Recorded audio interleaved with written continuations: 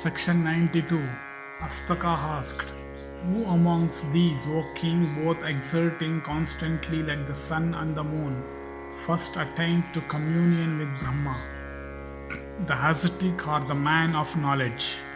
Yayati answered, the wise with the help of the Vedas and of knowledge, having ascertained the visible universe to the illusory, instantly realizes the Supreme Spirit as the sole existent independent essence, while they that devote themselves to yoga meditation take time to acquire the same knowledge, for it is by practice alone that these later divest themselves of the consciousness of quality.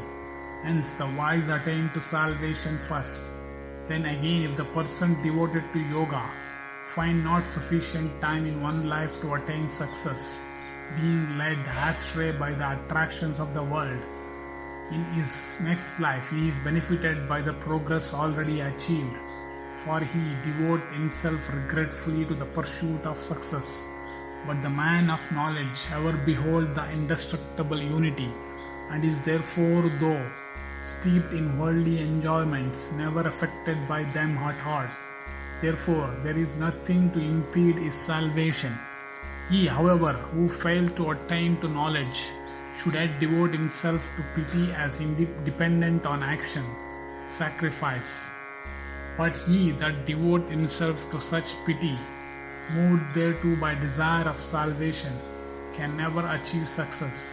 His sacrifices bear no fruit, and partake of the nature of cruelty. Pity, which is dependent on action, that proceeds not from the desire of fruit, is in case of such men yoga itself. Astaka said, O king, thou lookst like a youth. Thou art handsome and decked with a celestial garland. Thy splendor is great. Whence dost thou come, and where dost thou go? Whose messenger art thou? Art thou going down into the earth? Yayati said, fallen from heaven upon the loss of all my religious merits, I am doomed to enter the earth hell. Indeed, I shall go there after I have finished my discourse with you. Even now, the regents of the points of the universe command me to hasten thither.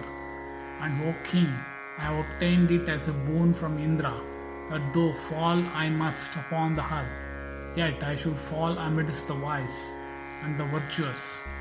Ye are all wise and virtuous that are assembled here. Astaka said, thou art acquainted with everything. I ask thee, O king, are there any regions for myself to enjoy in heaven or in the firmament? If there be, then thou shalt not fall, though falling. Yayati answered, O king, there are as many regions for thee to enjoy in heaven, even as the number of kine and horses on earth, with the animals in the wilderness and on the hills. Yayati answered, O king, there are as many regions for thee, enjoy in the wilderness and on the hills.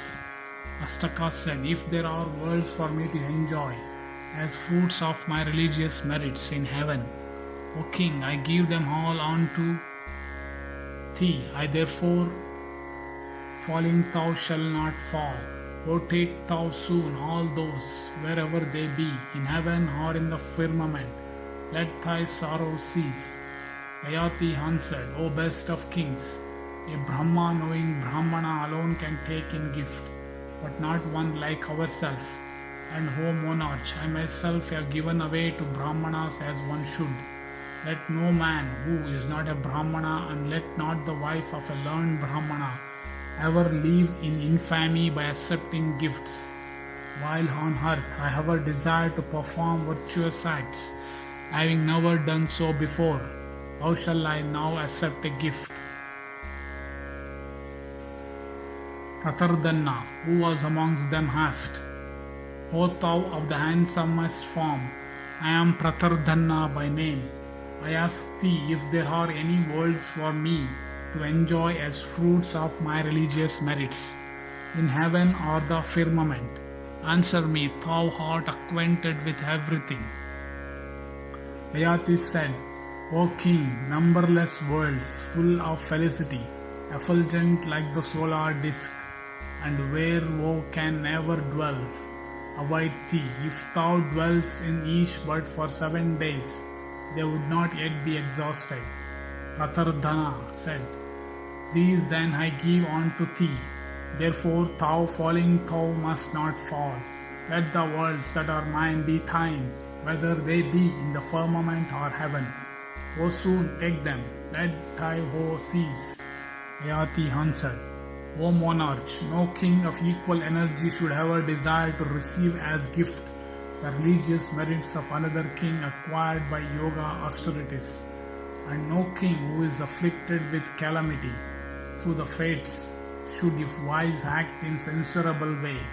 A king keeping his eye fixed forever on virtue should walk along the path of virtue like myself, and knowing what his duties are, should not act so meanly as thou directs. When others' desires of acquiring religious merits do not accept gifts, how can I do what they themselves do not? On the conclusion of this speech, that best of kings, Yayati, was then addressed by Vasumat in the following words. Thus ends the 92nd section in the Sambhava Parva of the Adi Parva.